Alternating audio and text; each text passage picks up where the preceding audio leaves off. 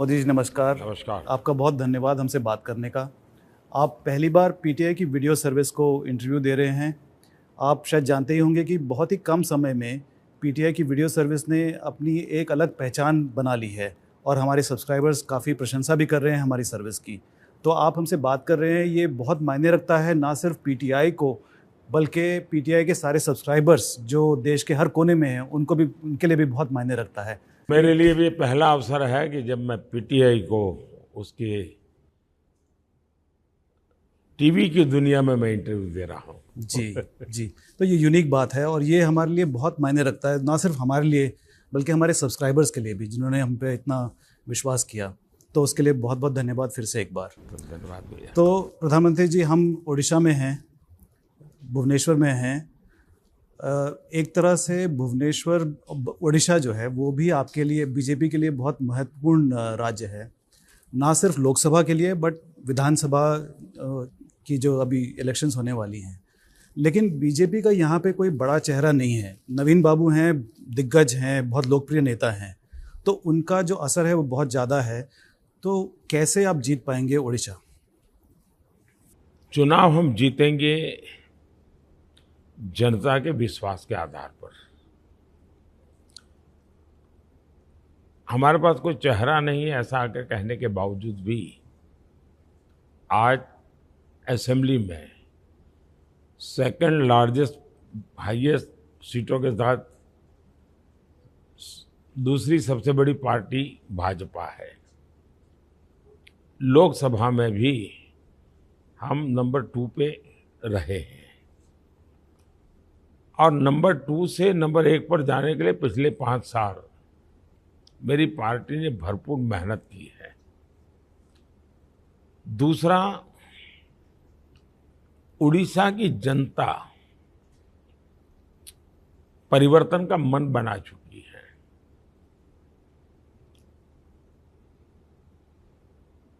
हो सकता है कि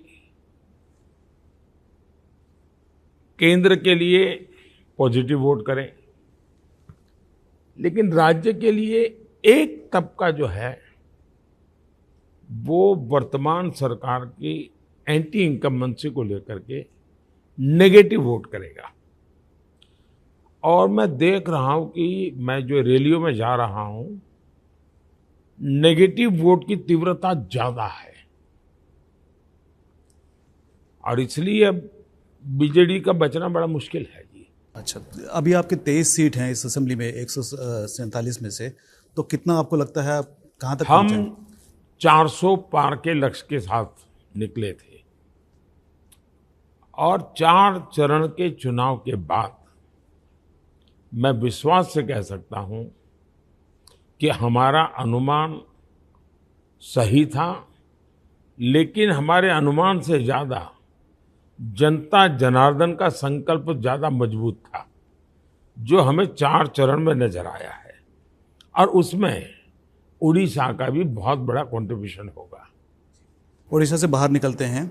आपका जो 400 का लक्ष्य है उसमें दक्षिण भारत और पूर्वी भारत में जो राज्य हैं उनमें जीतना बहुत अहम हो गया है आपके लिए। तो बंगाल, उड़ीसा और आंध्रा उसको मिलाकर आपकी क्या स्ट्रैटेजी रही है और रहेगी इनको जीतने के लिए? एक तो हमारी स्ट्रेटेजी पूरे देश के लिए समान है। फिर एक बार मोदी सरकार और 4 जून 400 पार, तो उसमें कोई राज्य वाला कोई डिफरेंस नहीं होता है। दूसरा, ये भ्रम फैलाया गया है और थोड़ा मैं ज़्यादा समय ले लूँगा आपका, लेकिन मैं कुछ विस्तार से बताना चाहता हूँ। सालों से हमारे देश की ये जो एक इकोसिस्टम है, जो भांति भांति के नैरेटिव गढ़ती है और देश को गुमराह भी करती है, देश को तबाह भी करती है और वो लंबे अरसे तक लगे रहते हैं। जैसे एक मान्यता थी कि भाजपा तो शहरी पार्टी है। अगर आप बारीकी से देखेंगे तो आपको ध्यान आएगा भाजपा गांव की भी पार्टी है। फिर नैरेटिव गढ़ा गया कि भाजपा तो उत्तर भारत की पार्टी है। गुजरात उत्तर भारत में नहीं गिना जाता। 25-30 साल से वहाँ सत्ता में है। महाराष्ट्र में हम कई बार सत्ता में रह चुके हैं। हम गोवा में लगातार 3 बार 4 बार से सत्ता पर हैं। हम कर्नाटक में राज कर चुके हैं। हम आंध्र में कभी पार्टनर रह चुके हैं। हम आज पुडुचेरी में ऑलरेडी सरकार में हैं। तो ये एक भ्रम फैलाया गया है कि भारतीय जनता पार्टी नॉर्थ। फिर एक भ्रम फैलाया गया है कि भारतीय जनता पार्टी पुरुष केंद्रीय सोच वाली पार्टी है। हिंदुस्तान की पार्लियामेंट में सबसे ज्यादा विमेन हमारे कार्यकाल में जीत करके आई और उसमें भी सबसे ज्यादा विमेन एमपी हमारे कार्यकाल में बने। हमारी सरकार के संबंध में हमारी पार्टी के लिए कहा गया कि तो बनिया ब्राह्मण की पार्टी है। आज सबसे ज्यादा दलित एमएलए एमपी बीजेपी के, सबसे ज्यादा आदिवासी एमपी एमएलए बीजेपी के, सबसे ज्यादा ओबीसी एमएलए एमपी बीजेपी के। तो एक जानबूझ करके भ्रम फैलाए रखा हुआ है। वैसा ही एक भ्रम है कि हम साउथ में नहीं है। 2019 के चुनाव देख लीजिए। 2019 के चुनाव में साउथ के राज्यों की सबसे बड़ी पार्टी बीजेपी है, लेकिन भ्रम फैलाया हुआ है, नैरेटिव चलता रहता है। और इस बार भी मैं कहता हूं, साउथ में सबसे बड़ी पार्टी भारतीय जनता पार्टी होगी। एनडीए उसमें और जोड़ेगा। तो आप कहना चाहते हैं कि BJP is a truly national party? Bharatiya Janata party day 1 से नेशनल पार्टी रही है और प्रेजेंस के कारण नेशनल तो एक बात है, लेकिन हम विचारों से भी नेशनल है। हमारे लिए नेशन फर्स्ट ये हमारे आइडियोलॉजी का आधार है। हम बंगाल के लिए भी कोई निर्णय करेंगे तो नेशन फर्स्ट के हिसाब से करेंगे। हम केरल के लिए भी कोई निर्णय करेंगे नेशन फर्स्ट के मानदंड पर आधार पर करेंगे। एक सवाल है कांग्रेस के बारे में। आपने इतने सारे 100 से ज़्यादा रैलियां की हैं और आपने लगातार आरोप लगाया है कांग्रेस के ऊपर कि वो एक मुस्लिम, जो उनकी जो पॉलिसी है, उनका मैनिफेस्टो है, माइनॉरिटी अपीजमेंट, तुष्टिकरण की पॉलिसी है। आपने ये भी कहा कि वो हिंदुओं का धन, मंगलसूत्र लेके मुसलमानों को दे देंगे। तो आप क्या सच में मानते हैं कि वो ऐसा करेंगे या कैंपेन का सवाल मेरे मानने का नहीं है। दूसरा, बिना सिर पैर के कैंपेन करना ये पाप है। मैं ऐसा पाप न कभी किया है न करना चाहता हूं। बिना सिर पैर के पाप करने का काम ठेका उन लोगों ने लेकर के रखा है। जिस दिन उनका मैनिफेस्टो आया था उसी दिन मैंने कहा था कि इस मैनिफेस्टो पर मुस्लिम लीग की छाप है। कांग्रेस पार्टी का काम था कि उसी दिन वो जवाब देते कि देखिए हमारे ये मुद्दे हैं, मोदी जी कह रहे सही नहीं है। एक बार भी जवाब नहीं दिया। फिर मुझे लगा कि अब मुझे धीरे धीरे देश की जनता को एजुकेट करना पड़ेगा। जब ये कहे मैनिफेस्टो में कि अब ठेके जो दिए जाएंगे, गवर्नमेंट कॉन्ट्रैक्ट्स, उसमें भी माइनॉरिटी के लिए आरक्षण होगा। अब ब्रिज बनाना है। ब्रिज बनाने का टेंडर कौन डालेगा भाई? जिसके पास रिसोर्सेज हैं, जिसके पास एक्सपीरियंस है, जिसके पास कैपेसिटी है, जो धन लगा सकता है, टेक्नोलॉजी लगा सकता है, वो आएगा। अब आप उसमें भी आरक्षण कर देंगे तो मेरे देश के विकास की कहाँ जाकर के रुकेगी भाई? ये मैनिफेस्टो में लिखा है उन्होंने मनमोहन सिंह जी ने खुद ने, जिस मीटिंग में मैं मौजूद था एज ए मुख्यमंत्री, उन्होंने कहा था देश के संसाधनों पर पहला अधिकार मुसलमानों का है। जब मैंने ये उदाहरण दिया तो इन्होंने कहा नहीं ये नहीं। तो फिर मैंने एक वीडियो कॉन्फ्रेंस और उनकी प्रेस कॉन्फ्रेंस ला करके रख दी। ये बात है। तो उनके दिमाग में क्या पड़ा है? तीसरा, उन्होंने कर्नाटका में क्या किया? कर्नाटका में उन्होंने रातों रात सभी मुसलमानों को ओबीसी बना दिया और ओबीसी का जो कोटा था उसमें डाका डाल करके उन्होंने कर दिया डाइवर्ट। मतलब वोट बैंक और वोट जिहाद को संतुष्ट करने के लिए अब दिल्ली में चुनाव में वोट पाने के लिए 2014 में इलेक्शन घोषित होने के बाद 123 प्राइम प्रॉपर्टीज वक्फ बोर्ड को दे दी। ये सारी चीजें बताती है, मैं उसका हवाला दे रहा हूं। और मैं मानता हूं कि चुनाव में मुझे ये लोग हैं जिन्होंने संविधान की जो सेकुलरिज्म का स्पिरिट है, इसको उन्होंने अपनी चुनावी राजनीति के लिए तबाह करके रखा हुआ है। मुझे संविधान के उस स्पिरिट को एस्टैब्लिश करना है, इसलिए इनको लोगों को एक्सपोज करना जरूरी है। और चुनाव अपने आप में लोगों को एजुकेट करने का अवसर होता है। आप सही बोल रहे हैं, आपने कांग्रेस को अटैक किया, लेकिन इसके साथ साथ माइनॉरिटीज़ में एक घबराहट फैल गई है आपके बयानों की वजह से, तो उनके लिए कुछ कहना चाहेंगे आप? मैंने माइनॉरिटी के खिलाफ एक शब्द नहीं कहा है।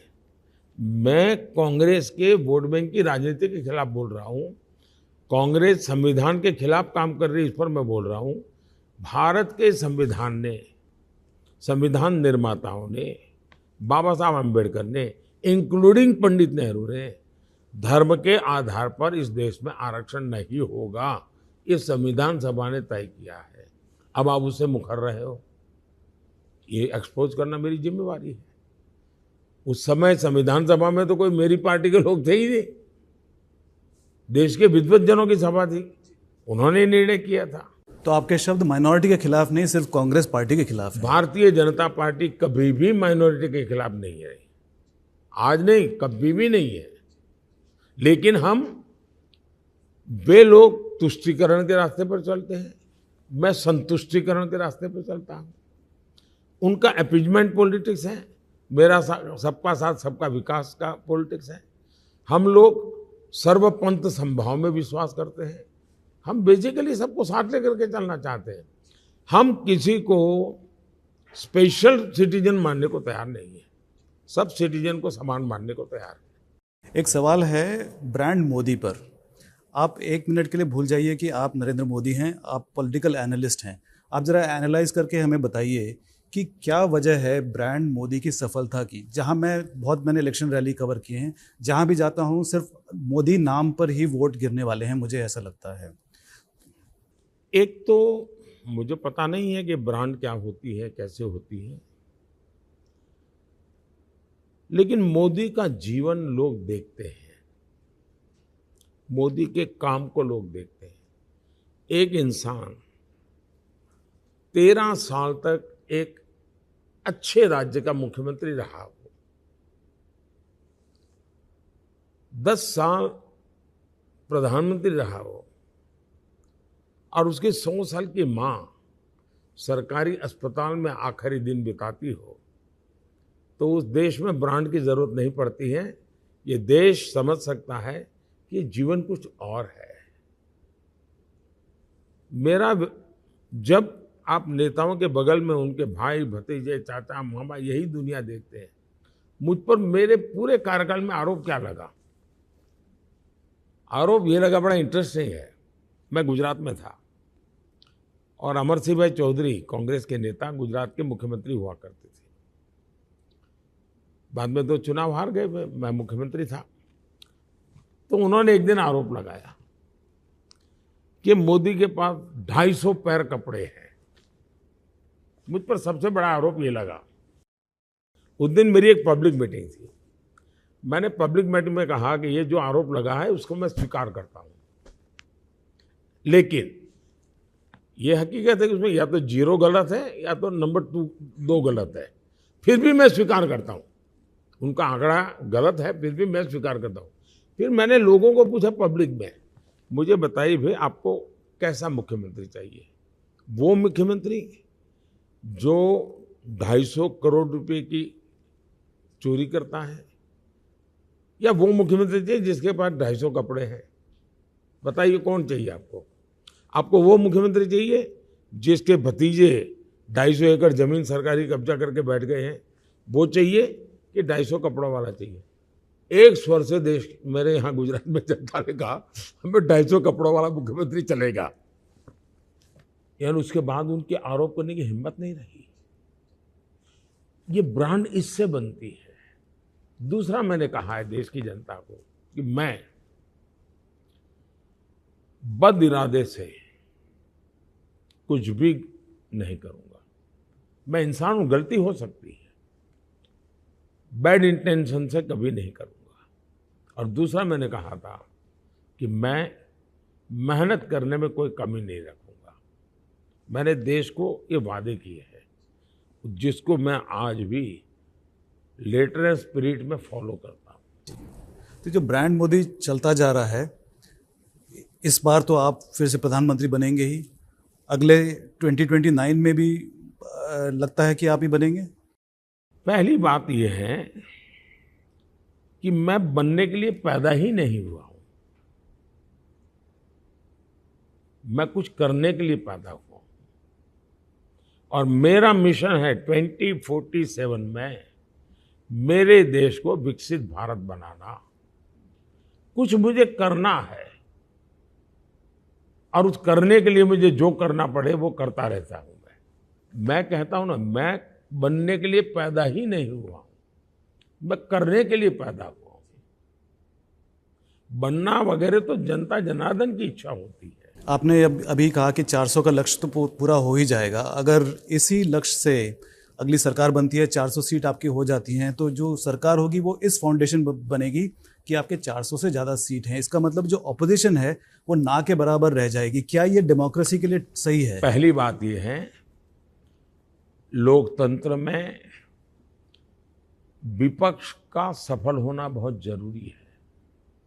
लेकिन मैं 2014 से 2024 तक का मेरा अनुभव है कि दुर्भाग्य से हमारे देश का विपक्ष के रूप में भी विफल गया है। वो कुछ कंट्रीब्यूट नहीं कर पा रहे। हाउस में डिबेट होनी चाहिए, वो नहीं हो रही है। हुड़दंग करने के सिवा कुछ कर नहीं रहे। हम पार्लियामेंट में 2 लोग थे, लेकिन एक सक्षम विपक्ष की भूमिका अदा की थी और हमारा स्टॉलवर्ड लीडर एक भी नहीं था। फिर भी इतिहास में हमारी प्रेजेंस दर्ज है। क्यों?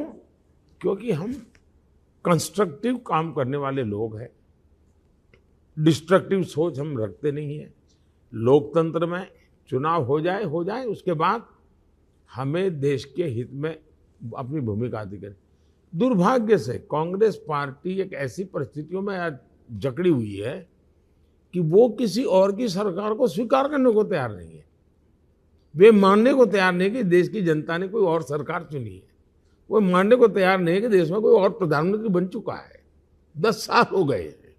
जब तक ये साइकोलॉजिकल प्रॉब्लम उनका है, तब तक वो सकारात्मक रूप से सोच ही नहीं पाएंगे। सवाल है, नंबर का मुद्दा नहीं है, क्वालिटी का मुद्दा है। आप कुछ क्वालिटेटिव कुछ रोल तो कर सकते हो, नहीं कर सकते हो। प्रधानमंत्री जी, सवाल तो बहुत हैं लेकिन समय बहुत कम है, तो मैं आशा करता हूं कि अगला इंटरव्यू और विस्तार में हो हमारे साथ। विजय जी, मुझे बहुत अच्छा लगा कि मेरा पीटीआई का पहला इंटरव्यू और आपने सबने स्वयं निकाल करके आप आए, मेरे लिए बड़ी खुशी की बात है। और जगन्नाथ जी की कृपा के नीचे हम बैठे और उज्जवल भविष्य के लिए जगन्नाथ जी के आशीर्वाद बने रहेंगे। मेरी पीटीआई को भी बहुत बहुत शुभकामनाएं हैं। आपके वाचक और दर्शक, एक बूढ़ा आपका कुनबा बढ़ रहा है। मेरी बहुत बहुत शुभकामनाएं।